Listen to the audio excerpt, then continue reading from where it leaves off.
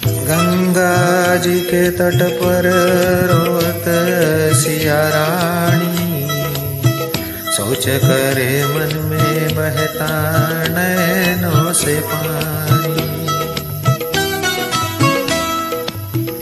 गंगा जी के तट पर रोवत सिया रानी,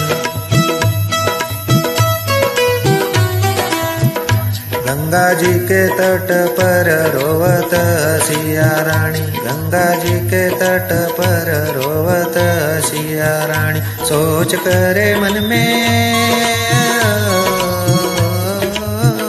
सोच करे मन में बहता नैनों से पानी। गंगा जी के तट पर रोवत सिया रानी, गंगा जी के तट पर रोवत सिया रानी।